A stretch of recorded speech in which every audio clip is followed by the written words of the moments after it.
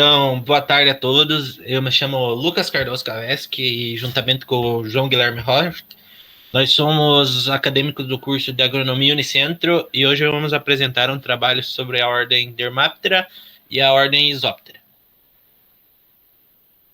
Bom, meu nome é João Guilherme, eu vou estar apresentando um pouco sobre a ordem Dermaptera.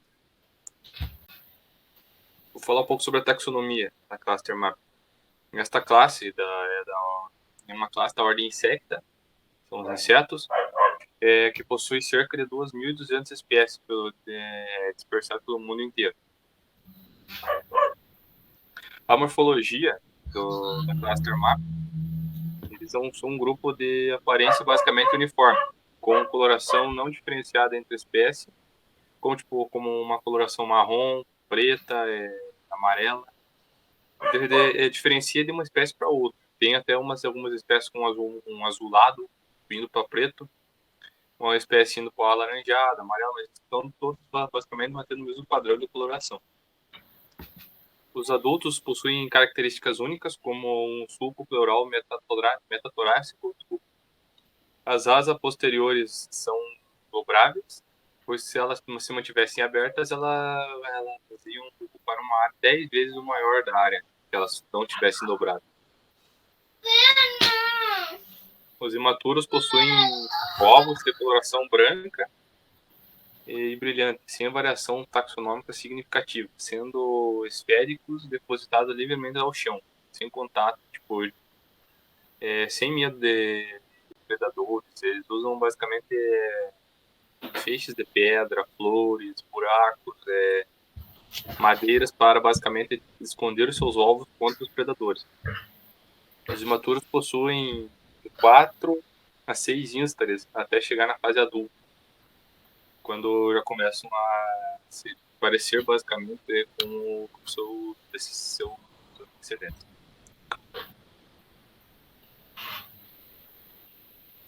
Uma foto dos imaturos e basicamente a morfologia inteira de um adulto do Dermaptera, que são conhecidos basicamente como tesourinhas, né? Ou lacrae.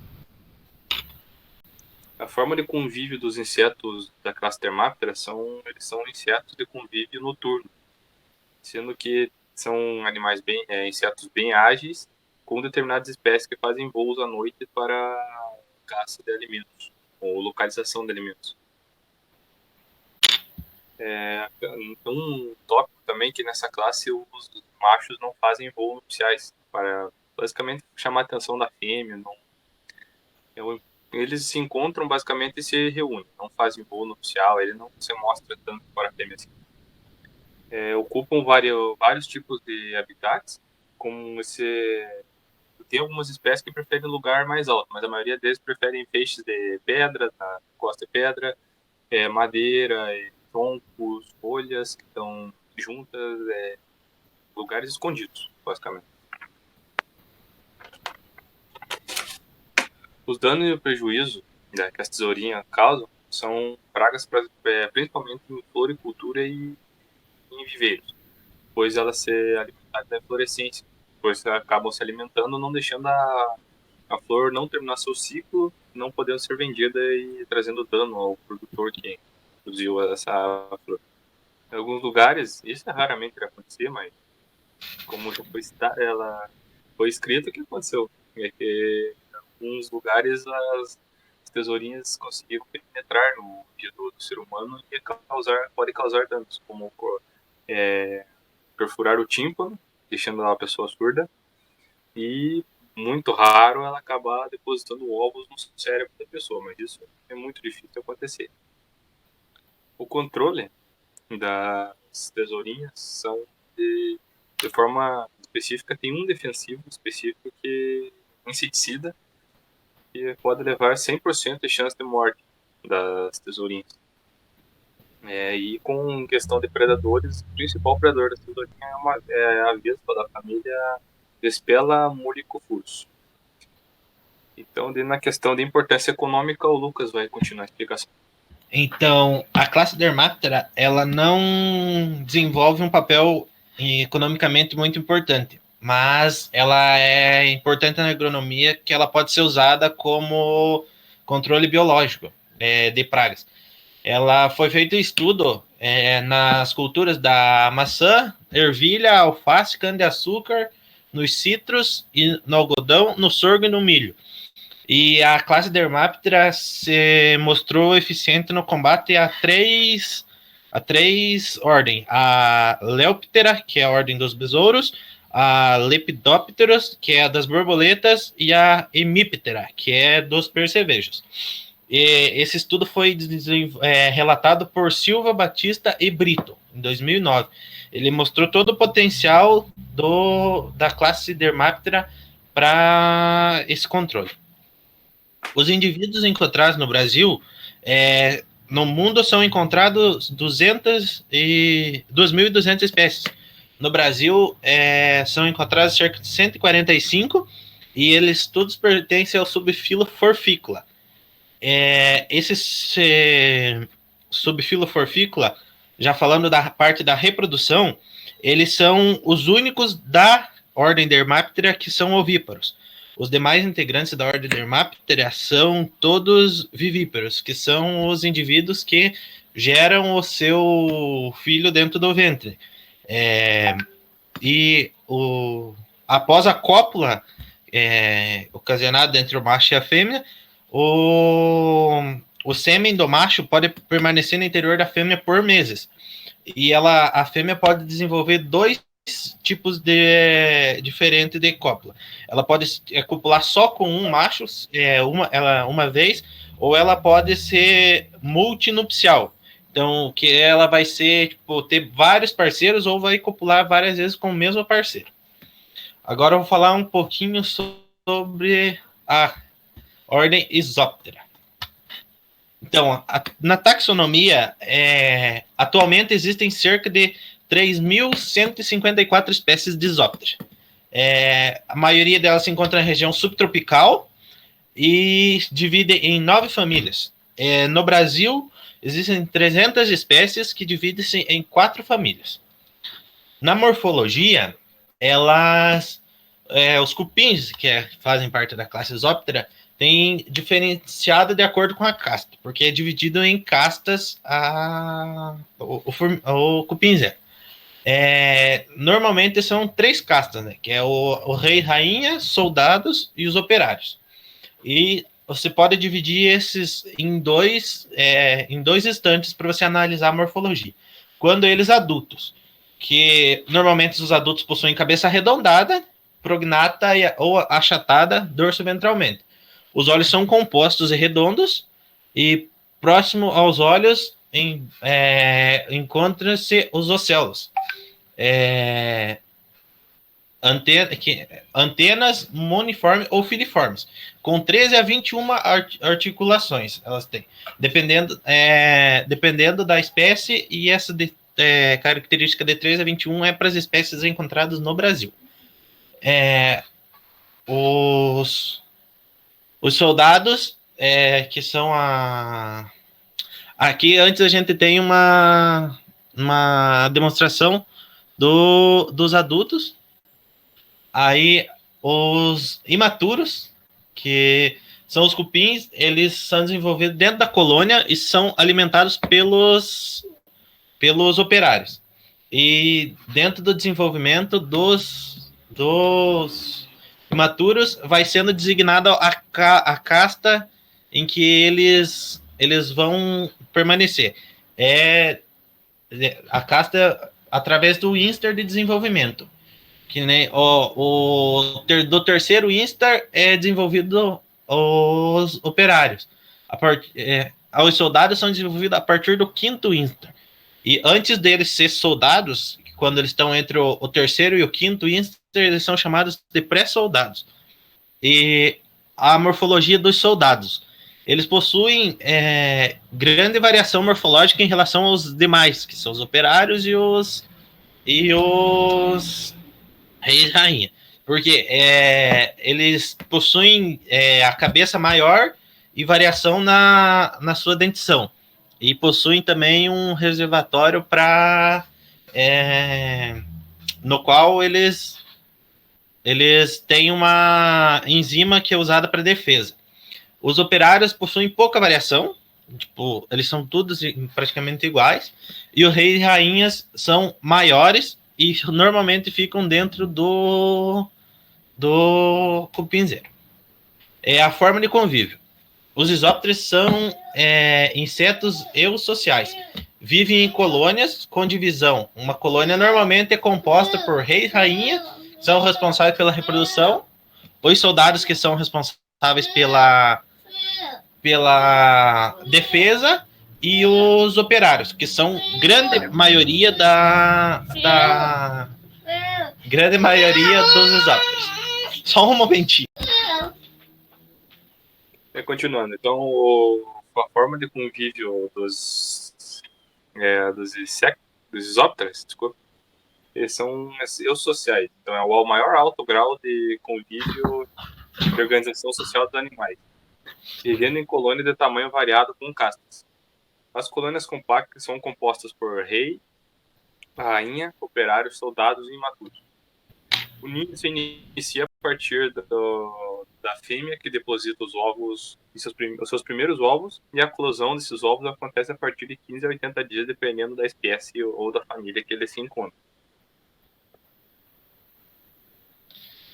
Então, os danos e os prejuízos que os cupins causam, na sua maioria, são na cultura da madeira, sendo imóveis ou sendo relacionado à madeira. Mas também é encontrado principalmente o cupim Procorinthmus stritius. Ele ataca principalmente a cultura do abacaxi, aspargo, café, cana-de-açúcar, eucalipto e milho. E os cupins no Brasil não têm os dados. Eu não consegui encontrar, mas nos Estados Unidos o prejuízo estimado é de 1,5 bilhões de dólares anual só para substituição, reparo ou para o tratamento preventivo do ataque de cupins. E no Brasil não tem muito dado, porque apenas 10% das espécies, que então seria de 300 espécies, são apenas 30 espécies encontradas em território nacional que causam danos nas culturas ou tem algum dano significativo para a agricultura. O controle é basicamente o controle químico, usado maioria das vezes, e o principal princípio ativo é o tiametoxan, que é o mesmo que é usado para o controle dos Dermaptera, que já foi, o João citou anteriormente, ali no controle das tesourinhas. Agora eu vou passar para o João. Isso. Eu vou passar para o João, ele vai continuar a forma de reprodução e a filogenia. A forma de reprodução, basicamente, acontece entre o rei e a rainha dentro do cupinzeiro. Tipo, eles se iniciam, tem determinadas espécies que preferem se formar a própria colônia em lugares pequenos, em lugares médios ou em lugares grandes. Mas no início mesmo, o rei e a rainha se encontram, fazem a reprodução, e esses ovos são depositados dentro do próprio cupinzeiro. A partir de 15 a 80 dias, esses ovos se eclodem, e daí vai ser, a partir, como o Lucas falou, vão ser separados. Os soldados, que vão servir para a proteção do cupinzeiro, os operários, que vão servir na construção e para servir, trazer alimento, fazer construção, dependendo do seu próprio uso de alimento da colônia. E daí a filogenia. A filogenia ela é o uso da história, como que a classe insecta foi se reproduzindo. Eu não sei se o Lucas podia me ajudar na questão da filogenia, por causa da história evolutiva de cada inseto, de cada parte. Então, a filogenia é basicamente a divisão biológica que é utilizada, né? Que no mundo, todos os seres vivos são divididos em 5 reinos. Dentro dos reinos vai ter os filos, dentro dos filos as classes, vai ter ordem, vai ter gênero, vai ter espécie. assim que vai ser usado para designar o nome científico do inseto ou do ser vivo. Por exemplo, nós estamos estudando, apresentando trabalhos sobre a ordem Isóptera e Dermaptera. As mesmas ficam dentro do reino animal, daí ficam dentro... Só um instantinho aqui. Elas ficam dentro do reino animal, são divididos em filos, que é o filo que nós estamos estudando é os hexápodas, que são o subfilo dos artrópodes. Aí, dentro dos filohexápodas, possui a ordem Dermaptera e Isóptera, que a gente está relatando no trabalho. A importância ambiental e econômica, basicamente, dos cupins. Os cupins são muito importantes na questão de solos por causa da contribuição da reciclagem que eles fazem de nutrientes, minerais e na própria formação do solo. Eles melhoram principalmente a estrutura do solo, favorecem principalmente no trabalho de micro-organismo e macro-organismo na hora de fazer a formação, como em solos de produção de soja. Os cupins eles não se alimentam de risóbio, e por conta de estarem no solo, eles acabam favorecendo os próprios risóbios na fixação de nitrogênio na cultura do soja. Os cupins também ajudam na mineração da matéria orgânica no solo. Os cupins também são alimentos, eles são predados por conta de ser um inseto, eles são predados por determinados vertebrados, como o principal predador de cupins e formigas é o tamanduá-bandeira, que são o principal que se alimenta disso. E em determinadas regiões indígenas, os cupins são usados como alimento na própria dieta. A entomologia. Os adultos alados possuem asas anteriores com sutura transversal na base, tarsos tetrâmeros e raramente pentrâmeros. Os principais indivíduos encontrados no Brasil são os Calothermitidae, os Termitimidae, os Rhinotertimidae, os Ceritertimidae, e é basicamente isso o nosso trabalho. Como eu citei lá no começo, que no Brasil possuem 300 espécies e 4 famílias. Você pode voltar um pouquinho, Antônio? As 4 famílias encontradas no Brasil são essas, e esses foram alguns exemplos dos decupins, que cada uma das famílias vai desenvolver um papel, que nem os serrinidais vão ser mais na parte da madeira. Os terramidais os cupins que formam aqueles cupinzeiros que a gente vê normalmente no meio da lavoura, no meio de pastagem e tudo isso. E seria isso.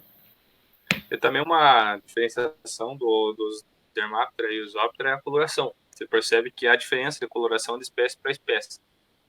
No Dermaptera isso não acontece. Basicamente, raramente eles mantêm sempre um padrão de tamanho e coloração entre uma para outra espécie. Aqui não, já tem um Isóptera maior que o outro, de coloração maior que uma coloração mais vista, uma coloração mais escura. Então, basicamente é isso. Queria agradecer. Obrigado a todos pela atenção e seria isso por hoje.